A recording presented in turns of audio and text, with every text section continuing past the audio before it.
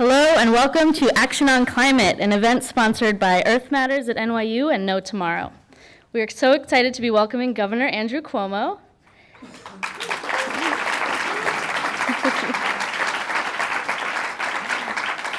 Mark Yagi,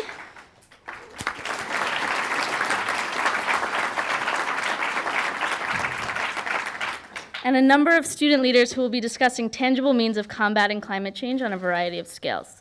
My name is Emma Spett, and I'm the president of Earth Matters and a senior here at NYU. A little bit about us. Earth Matters is NYU's umbrella environmental organization and acts as a bridge between the various environmental groups, departments, and offices on campus. We have had the privilege of working with No Tomorrow, the Climate Reality Project, and the Governor's Office. Over the past few weeks, there are organizations that have devoted many hours and phone calls to help organize this event and others like it tonight at college campuses around the country. Tonight, we are gathered as students, faculty, and friends to demand action on climate. Before we welcome our first speaker, Waterkeeper Alliance Executive Director Mark Yagi, we want to thank a few important people.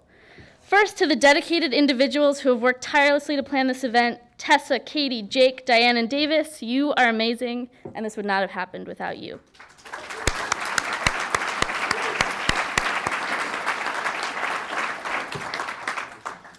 Also, big thank you to our colleagues from the Office of Sustainability, the Environmental Studies Department, NYU TV, who is live streaming this event tonight, NYU's press offices, and all of the other offices here at NYU that have helped us make tonight possible. We did a lot in a short amount of time, and we greatly appreciate you accommodating a lot of late nights, early mornings, and very long email chains. I also want to welcome a few very special guests here tonight. In the front row, we have Gil Quinones, who is the CEO of New York Power Authority. We have John Rhodes, who is the president and CEO of NYSERDA. We have Aubrey Zibelman, who is the Commissioner of Public Service. We have Richard Kaufman, the chair of Energy Finance Subcabinet. We have Basil Segos, Commissioner of the Department of Environmental Conservation. And we also have Senator Brad Hoylman, who is the 27th District of New York. All right.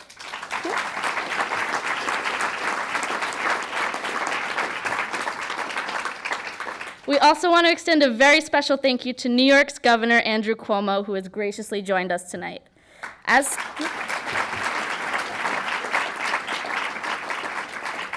As students, we have witnessed and admired his pursuit of environmental sustainability through an increased commitment to a greener future, and we are honored to have you here tonight. Tonight is being live streamed and widely circulated via social media. If you're hooked into Twitter, Facebook, Instagram, or Snapchat, please use the following hashtags. Hashtag #NoTomorrow, K-N-O-W, not no tomorrow. Hashtag Cuomo Talks Climate, and hashtag Cuomo at NYU. Now I'd like to welcome to the stage my very good friend Davis, who will be introducing our first speaker.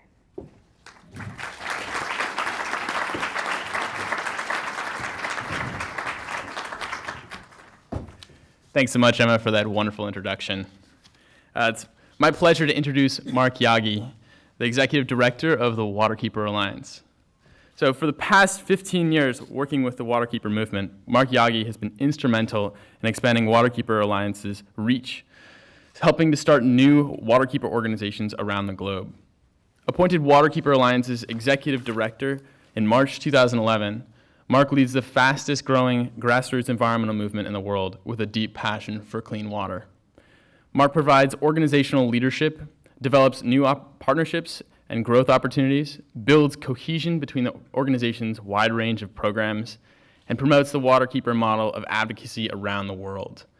Through all of these efforts, Mark works to raise public awareness of the environmental issues central to the organization's vision for swimmable, drinkable, fishable water worldwide.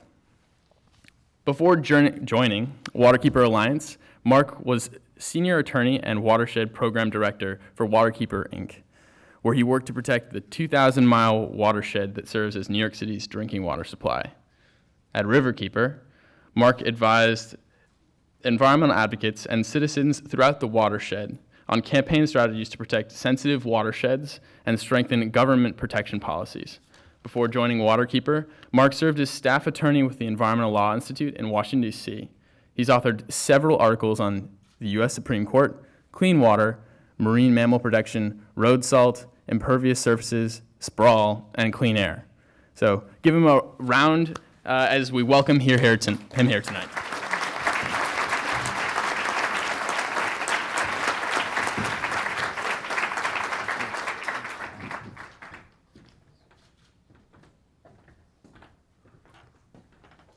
Thank you, Davis. Good afternoon, everyone. All right, thank you all for being here, and thank you so much for inviting me. I'm so thrilled to be here to join all of you together to demand action on one of the most pressing issues of our time, or perhaps any time, and that's climate change. But first, I want to take a moment. I want to thank Earth Matters and NYU for organizing this event. Could we just give them a round of applause, please? Thank you. And someone who's not here today, I also want to just ask everybody to give a round of applause to Wendy Abrams. She is a climate warrior, and she is the founder of No Tomorrow. Thank you, Wendy. And I also want to thank Goldman Sachs for supporting No Tomorrow and for supporting this event, so thank you very much to them as well. For those of you who are new to us, Waterkeeper Alliance is an international movement uniting more than 250 locally based clean water advocacy organizations around the world and focusing citizen action on issues that affect our waterways, from pollution to climate change. We currently have 266 waterkeepers in 33 countries on 6 continents, including right here in New York. We've got a Hudson Riverkeeper, a Hackensack Riverkeeper, a Raritan Riverkeeper, a New York, New Jersey Baykeeper, and a Long Island Soundkeeper. Those 5 local groups, along with the 261 other international groups, together patrol and protect more than 2.5 million square miles of watershed. We believe that everyone has a right to clean water, and we fight for a world where everyone can go down to their local waterway, jump in, and have a swim without fear of getting sick. And we fight for a world where everyone can go to their local water source, get a glass of water, fill it up, and drink it without fear that they're poisoning themselves with toxic chemicals. And we fight for a world where everyone can go down to their local lake or their pond or stream, creek, river, bay, throw in a line, catch a fish, take it home and feed it to their family without fear that they're poisoning their family with mercury and PCBs. Does this sound like a pretty good world? We're not there yet. We've got a lot of work to do. Pollution, climate change, lack of access to water are all major health issues around the world. You know, at any given time right now, 1 out of 2 hospital beds, that's 50% of the hospital beds, are filled with someone with a waterborne illness. That's unacceptable. Every minute a child dies from a waterborne disease. That's unacceptable. The climate change issue is a water issue, because climate change is transforming the chemistry of our oceans, the character of our coastlines, and the timing and intensity of the rain and snow, causing problems all across the globe. So our waterkeepers are the women and men who are on the grassroots in the community, facing these issues and these threats in their communities every day, and fighting for mitigation techniques and adaptation measures. And they're facing these issues all over the world, whether it's waterkeepers in California that are dealing with crippling drought. We've got our Cook Inlet keeper in Alaska who's dealing with elevated water temperatures that are stressing the salmon stocks. Or whether it's Puget Sound keeper in Seattle dealing with ocean acidification that's threatening the region's $270 million a year oyster industry. Or if it's people in the Pacific Northwest dealing with raging wildfires that have destroyed thousands of homes. But also internationally, we've got a waterkeeper in Han Bay in Senegal, and they're right now dealing with the aftermath of an extreme storm that flooded out their village and left many people homeless. Or a waterkeeper in Buriganga, or in Bangladesh on the Buriganga River, which is goes through Dhaka, the capital city. Every year, 500,000 people are migrating into the capital city of Dhaka because their villages and their homes have been threatened by sea level rise and extreme storms. And we can bring it right back home here, too, in New York, where Superstorm Sandy ravaged the city and ravaged the region. And it's continuing storms like that that threaten the continued preeminence of this city like none ever before. In all these communities, these grassroots advocates are facing these threats, and at the same time, they have to deal with coal-fired power plants and other foolish fossil fuel projects that are just going to make the problem worse by spewing millions of tons of carbon into the atmosphere. At Waterkeeper Alliance, we're committed to fighting climate change and equipping and training these grassroots advocates around the world with the tools and resources they need to fight for mitigation and adaptation. We're working right now to double the size of our network to have 500 trained and equipped advocates around the world protecting communities and waterways. We've just recently launched a really exciting partnership with His Holiness the Gyalwang Drukpa, the leader of one of the oldest and most prominent Buddhist lineages in the world, to launch and create and train and equip an entire network of clean water and climate change advocates across the Himalayan region. If you don't know, they call the Himalayan glaciers the third pole, because those are the source of some of the mightiest rivers in the world, like the Brahmaputra and the Ganges and more. These waterways provide about half the water to half the world's population. We're proud to be a partner of No Tomorrow because climate change is the defining issue for our society. In particular, for the millions of those who are part of the millennial generation, which is a generation that may face a darker future than anyone that ever came before it, unless we stand up and face the clear and present danger that's presented by climate change. But I've got faith because I believe that the millennial generation is better equipped than any generation before them at facing up to this challenge. I mean, what better example than the fossil fuel divestment campaign and the divestment movement? I mean, what started on a small handful of American universities has exploded to more than 40 countries. And the amount of money that's been pledged to be divested has grown 50-fold in the past year to nearly $2.6 trillion. So I've got faith in the millennial generation that they'll fight for their future. And they will fight for future generations as well, because we can't leave future generations a mess to clean up, or worse, a mess that can't be cleaned up. We owe it to future generations to leave them a world that's better than the one we inherited.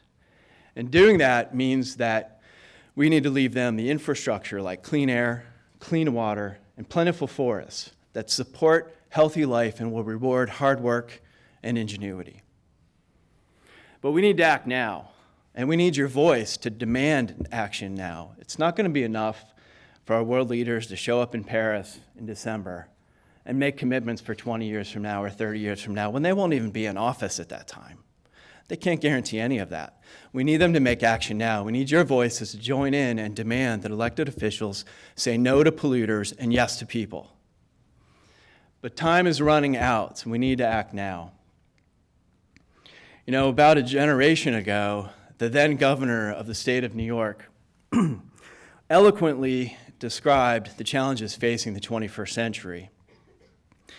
And he said that we will either learn to treat and treasure our planet as a common home, the cherished possession of a single family, or we will perish. That governor was Mario Cuomo.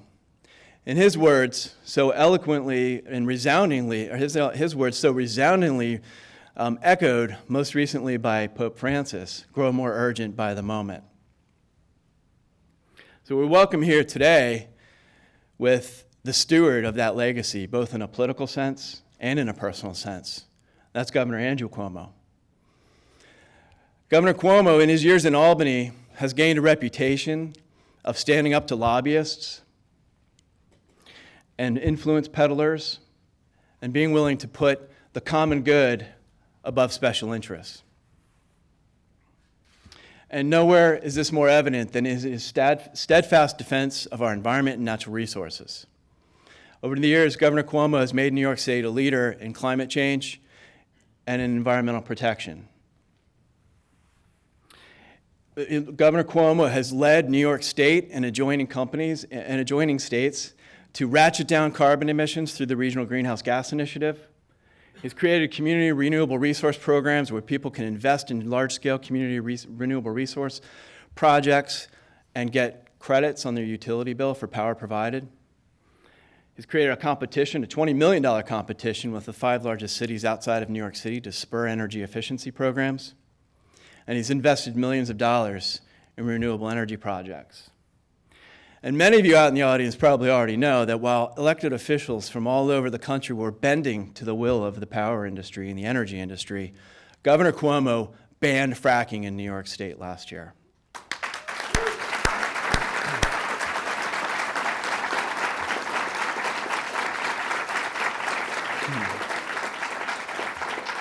So when our world leaders show up in Paris, what they're going to need above all is the kind of courage, foresight, and leadership that's been demonstrated by the governor of the state of New York. So please join me in welcoming the Honorable Andrew Cuomo.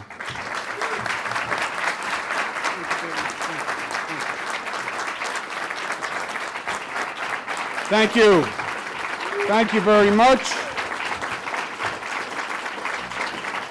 Thank you. Thank you very, very, very much. First to Mark Yagi, it's a real treat to be with him. He has done amazing work. The Riverkeeper has done really precedent-setting work. You know, you forget because it's in your own backyard, but the Hudson River is just magnificent, right? It gave rise to a whole school of artistry. It is, from a landscape point of view, from an historic point of view, one of the nation's really precious assets. And for many years, it was being abused, and Riverkeeper came along and really put a spotlight on it and the use of it, and really cracked down on polluters. And Riverkeeper has now expanded to being Waterkeeper, which is international. And Mark has dedicated himself to it. It's not just a good cause, but it's a good cause that is doing good and accomplishing great things. Let's give him a round of applause. Mark Yagi.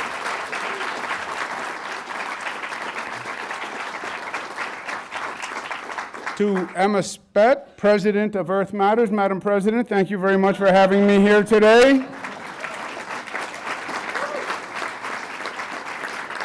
I wish you good luck in your next election. Mr. Saltonstall, thank you. Thank you very much for having me today. To Know Tomorrow, which is a great idea and which is being organized on colleges all across this country. I think it is a long overdue effort. And Mark mentioned Wendy Abrams, but she really is a dynamo of a lady, and she's done a heck of an organizational job. So let's give her a round of applause.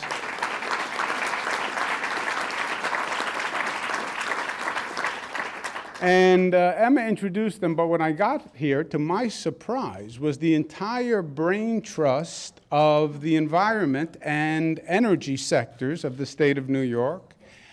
They came to surprise me because they don't get enough of me. They're members of my cabinet, and it's a sign of true love when your commissioners show up when they don't have to.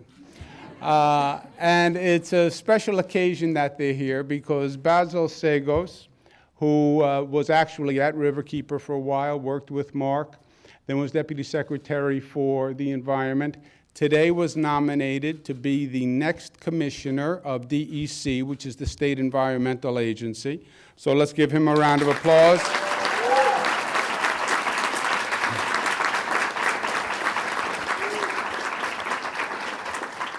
We have Richard Kaufman here, who is doing groundbreaking work on financing energy programs all throughout the state, and we're probably the most aggressive state in the nation on doing that, so I'd like to give him a round of applause.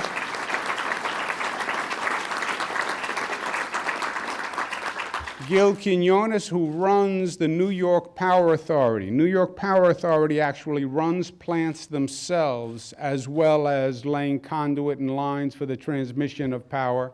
It does a fantastic job. It's all across the state. Gil Quinones is here. Let's give him a round of applause.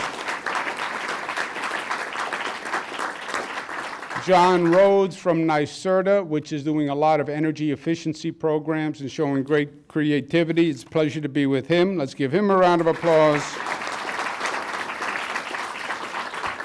And Audrey Zibelman, who is chair of the PSC, Public Service Commission. Public Service Commission has to approve all rates, all utility companies, mergers, acquisitions, et cetera. It is a very, very big job.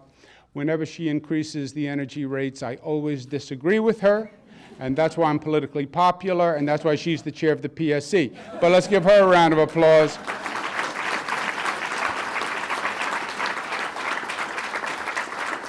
And what I would like to do is make a few comments, and then I suggested to Emma and David maybe inviting them up to take some questions, because this is really their area, and it's a special treat to have all of them here today. First, the NYU, they have done a great job in this area, NYU itself.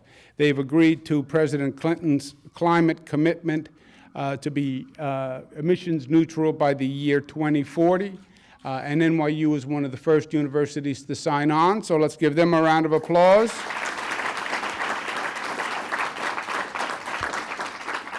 And on the issue of climate change, to begin with, first there's a great debate. Some people still don't accept that there's a concept called climate change, right? We assume it as such because that's the name of the session. It is on climate change. But you have a division as to whether or not it exists. My position is simple. Climate change either exists or Mother Nature is a really nasty old lady with a perverse sense of humor, So it is either one or the other. And I don't see Mother Nature that way. So I think climate change is a reality. And you can see it in all different consequences. Mark was kind enough to mention my father, former Governor Mario Cuomo, governor for 12 years. In 12 years, he had 11 weather-related emergencies, federally emergency declared disasters, okay? 11 in 12 years. I've been governor just over 4 years. I've already had 9 in 4 years. And we have had things that just never happen in New York. We don't have hurricanes in New York. We have muggings. We don't have hurricanes. We don't have these storms. We don't have these floods. We don't have hailstorms that have been happening, lightning storms that have been happening. The entire weather pattern is off. I've been in homes that were over 100 years old that never saw a drop of water in their basement, totally washed away. Streams that have flooded that have never flooded before, as far as people can remember. So to deny the obvious, to deny the continued pattern and the continued reoccurrence of these extreme weather conditions, to me is just denial. And denial is not a life strategy, right? So the first step is admitting the problem, because you will never solve a problem you are unwilling to admit. That's true in life, and it's also true in government. The conservatives like to say, well, this climate change is just a political blather. It's just something that Democrats use to motivate voters, really. Well, then Pope Francis is running for office because he said last week, climate change could threaten the very existence of the human species. All right, so that's Pope Francis. They also like to take the individual occurrences of erratic weather and say, well, that's the exception, right? Hurricane Sandy was the exception, and that's not going to happen again. What they fail to mention is Hurricane Sandy came after 2 other storms, Hurricane Storm Irene and Storm Lee. So we had 3 100-year floods in 2 years. You do the math. That really is a frightening definition of erratic behavior. Now, climate change, they have all sorts of forecasts and all sorts of scenarios on what it could mean. None of them are good, and very few of them are survivable. Because one thing you have to appreciate is you can do projections of what happens when the temperature rises X degrees and the water rises Y degrees. But what we're learning more and more is there is a fragility to the system and an interdependence to the system that once you move one variable, other variables move that you didn't even consider. And that's what's frightening about what's going on right now. No one can really forecast what happens. And nobody really knows what happens if the oceans get that high and what the multiplier exponential effect could be. But if you take a conservative estimate of a 1 to 4 foot rise by 2100, that's billions of people and billions of homes gone. That's the entire eastern seaboard, right? Everybody moved next to the water. You want to be next to the water. That's where the expensive homes are.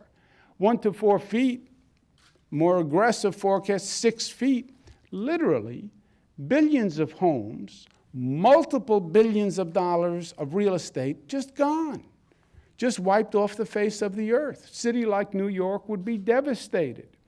the entire East Coast, the West Coast. And again, you have no idea what could happen in terms of the other variables affecting each other. So we need change. We need dramatic change.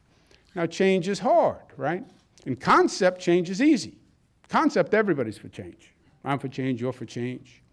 But you know the story about change.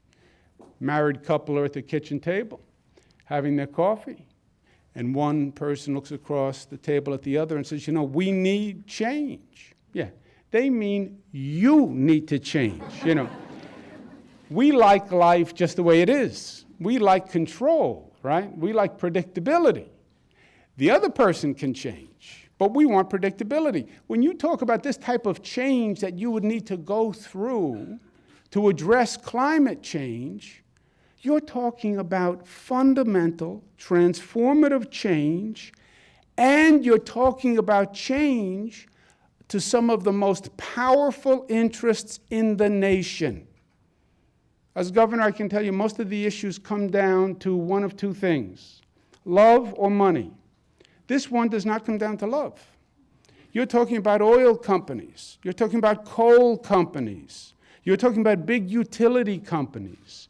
You are talking about billion-dollar industries that are highly sophisticated, with highly sophisticated public relations campaigns and lobbyists and interconnections with groups that are spiraled all throughout our society. And you're saying to them basically, I want to put you out of business. And they're basically saying, over my dead body, right? That is the backdrop to all of this. Because any of the solutions to climate change are going to have a serious, serious impact on the current energy industry. And I think that is the obvious political and economic backdrop for all of this. So we say in the state of New York, we want to take a lead role in the challenge to do just this, to make the transformation necessitated by climate change. Well, why should we do it in New York? Because we're New Yorkers, that's why. And we're a little arrogant and we're a little cocky, and we think in New York it is our role to take on the tough challenges. Senator Brad Hoylman is here. Senator will tell you chapter and verse how many laws that the state of New York passed that became precedents for the rest of the country. And it is exactly right. E.B. White said that New York is to the nation what the white church spire is to the village, the visible symbol of aspiration and faith, the white plume saying the way is up. That's New York's role. First public housing programs passed in New York. First fair housing laws passed in New York. First workers' protection laws passed in New York. We started these things first. And then other states looked to New York and emulated what we were doing in New York. So we wanted to do the same thing when it came to environmental change, understanding how fundamental and dramatic and difficult this change is going to be. Mark went through a number of the accomplishments that we're proud of, but we're the driving force in the Regional Greenhouse Coalition, which is a cap and trade organization, and we just reduced our emissions cap by 45%. The program is working so well that EPA is looking at it as a model for their clean power plan. We set the most aggressive goal in the country for use of renewables, aiming for 50% of renewable energy by the year 2030. And because on a lot of these projects, what's difficult is the transition. You can prove savings with renewable energy, et cetera. But you have to finance the transition to get to the cleaner energy. And what we did there, and that's why Mr. Kaufman is here, the first $1 billion green bank in the United States to finance energy efficiency programs that can finance the transfer from one energy source to another. We are very big on solar energy in the state. We made a historic $1 billion commitment to solar. From 2011 to 2014, Solar capacity tripled in every region of the state. And our solar market is growing twice as fast as the national average. We're doing 1,000 schools with solar power. We attracted a company called Solar City, which is the largest manufacturer in the Western Hemisphere of the most sophisticated solar panels. And they're actually moving into Buffalo, which is going to become the hub of this kind of innovation with 1,700 new jobs. Elon Musk.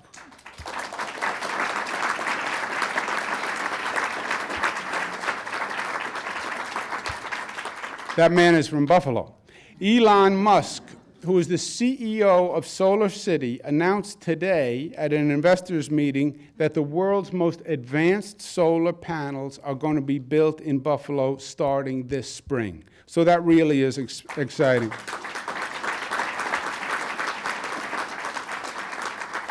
We started a $40 million community microgrid competition where 83 communities now have come in to put together their own microgrid.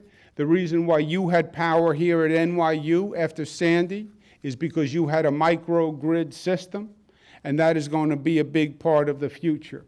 But as Mark said, what do we have to do? We have to now do more, and we have to accelerate the rate of change.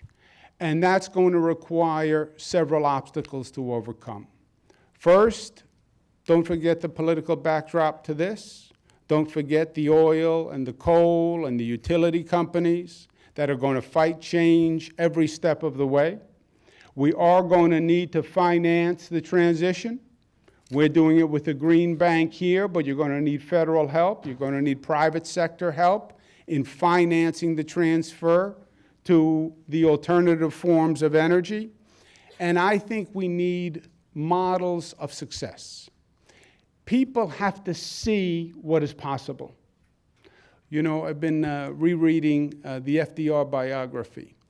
When you look for a progressive model, why do we still go back to FDR as one of the great successful progressive executives? Because FDR did it, you know. The American people, seeing is believing. They like tangible products, right? And FDR was a progressive in name and in action. And it was practical and it was tangible, and he gave people jobs, and he built roads, and he built parks, and the economy got better. So people believe in what they can see.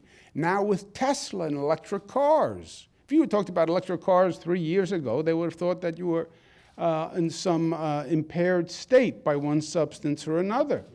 But now people see electric cars, and you can actually plug in a car, and seeing is believing. They have to see these kinds of transitions because they don't really believe the scale is possible yet. But you can, and we know you can. We know solar is real, and microgrids are real, and wind is real. And we know that you can actually make these transitions, but we still have to show the American people. And that's where you come in. You, literally you, being young, being creative is a great asset in this. First, change is a lot easier for you because you are less vested in your ways. Young people in a university, so you have the density of the community and the density of the thought and the energy of the collective in a university. And you have this great big university as an institution. Why don't you take this institution and why don't you say, we're going to make this institution a model of clean energy? We're going to take NYU and we're going to say it's going to be more energy efficient. We're going to reduce the carbon emissions. We're going to increase the renewables. And we're going to do it. And we will show you how we can do it.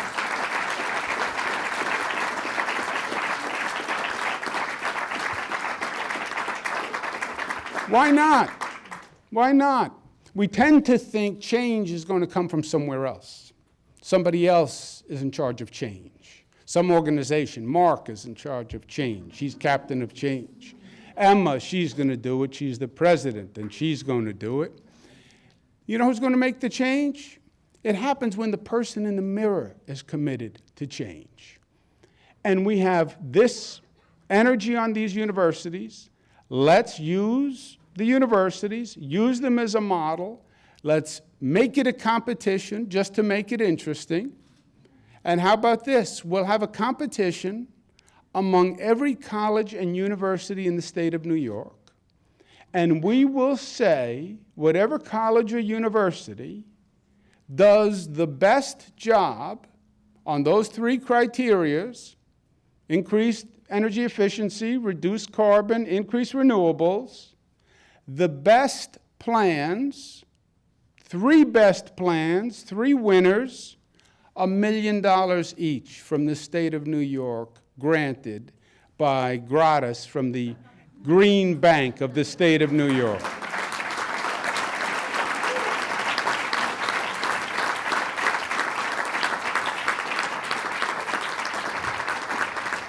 Thank you, Mr. Kaufman. And we are going to do that. We are going to do that. And I am serious. And we're going to run a competition, and we'll send you the details. And we'll give it a few months so people have time to prepare it. But take the challenge. Take the challenge. Show people what can be done. If you show them what can actually be done, and that it is possible, you will then have the support you need to get it done. But somebody has to go first. You have to show that it's possible, and it has to be on scale. A university is on scale. You can't dismiss it as a trivial project. It's going to take a lot of change, a lot of transformation. You are exactly in the position to do it. It's going to take a lot of intelligence. You are exactly in the place to do it.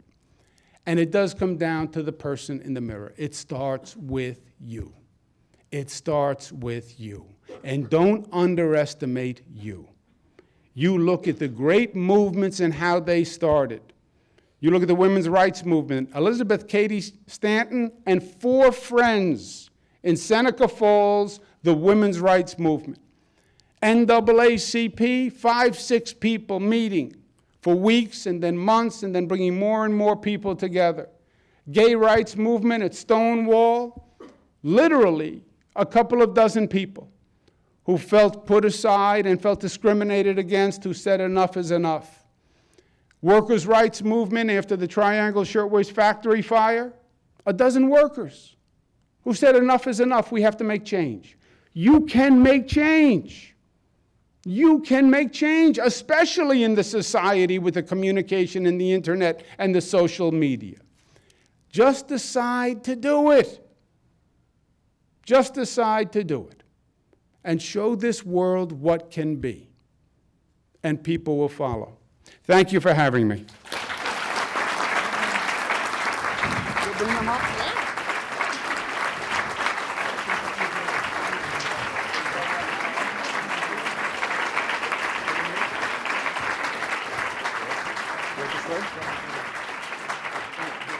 We're going off the script a little bit. We're going to have all the different commissioners that are here come up and answer a couple of our questions. But just to go off what Governor Cuomo was saying, there is a lot of tremendous change currently happening here at NYU. And after a little bit, in about 30 minutes, we are going to be welcoming a variety of student leaders who will talk to you about the different elements of climate action that are happening on campus and how you can get involved. Anyways. All right. Are we fitting? No, not everyone's up here. Nice job.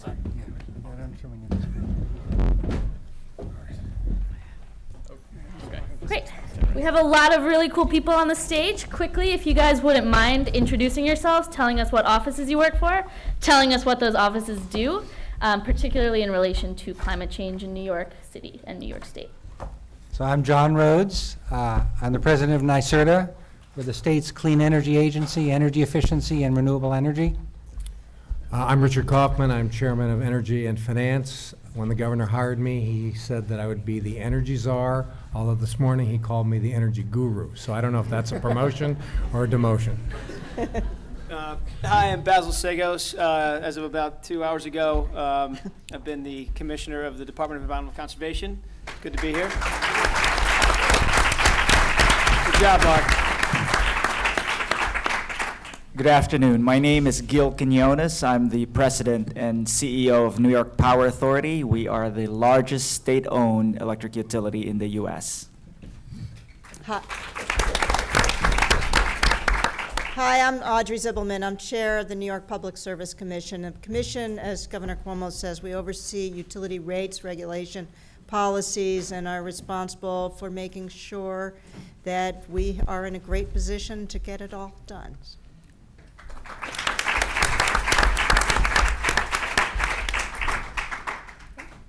Yeah, wonderful. Thank you all so much for coming to the event tonight.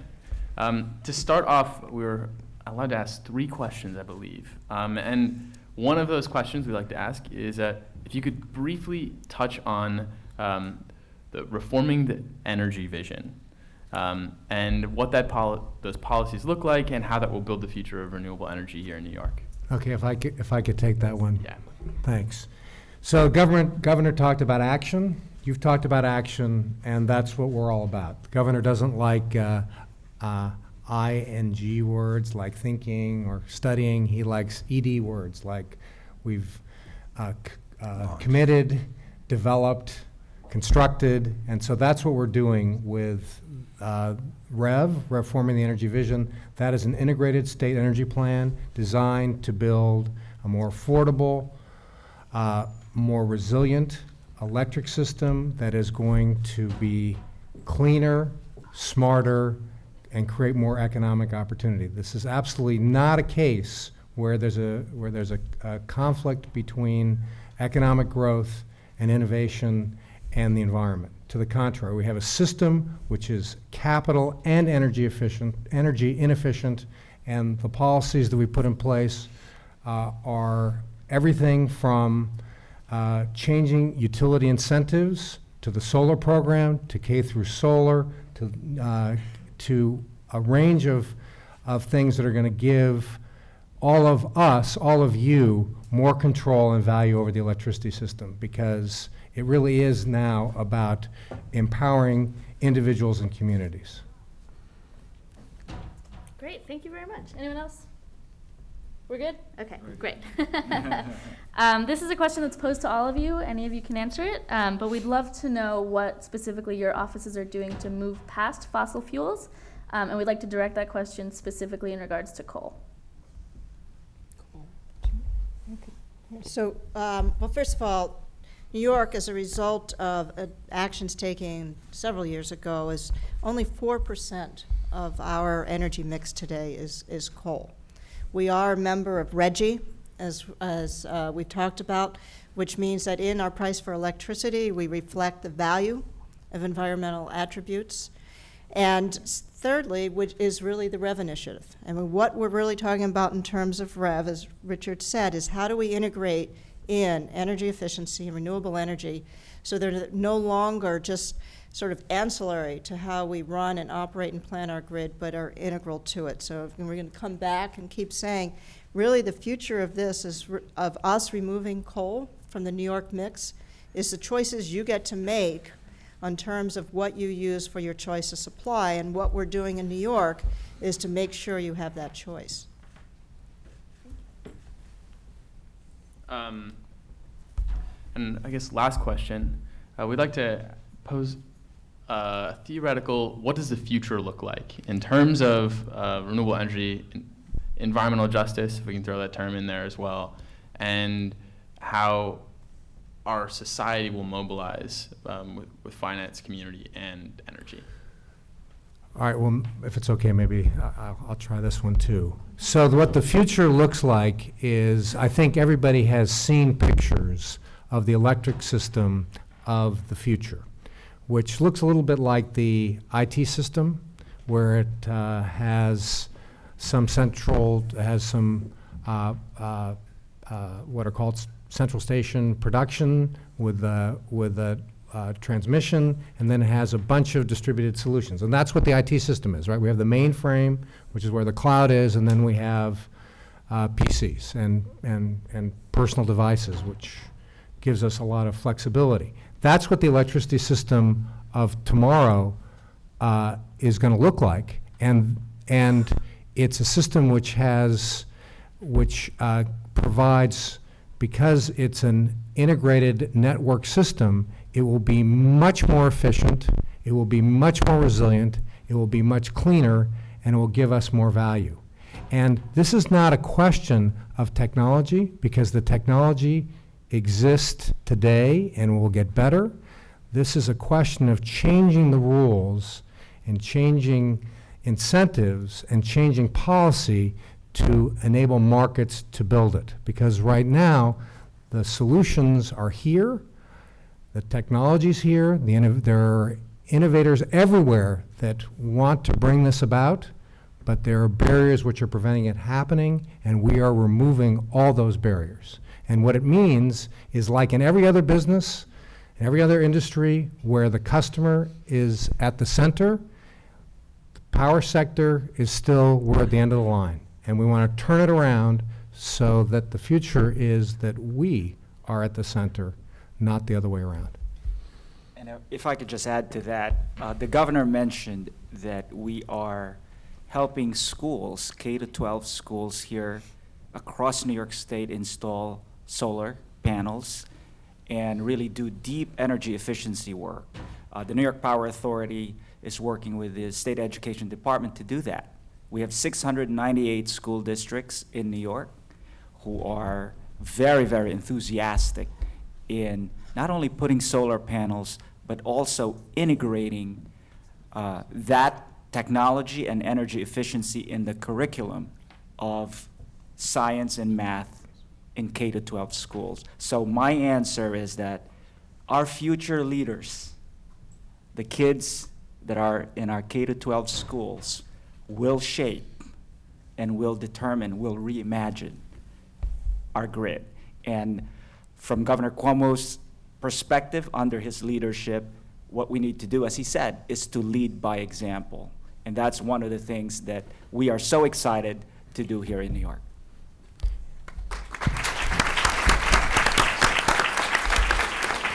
Thank you all so much for joining us. We really appreciate having you here. It's been an honor. Thank you. Thank you. Thank you. Thank you.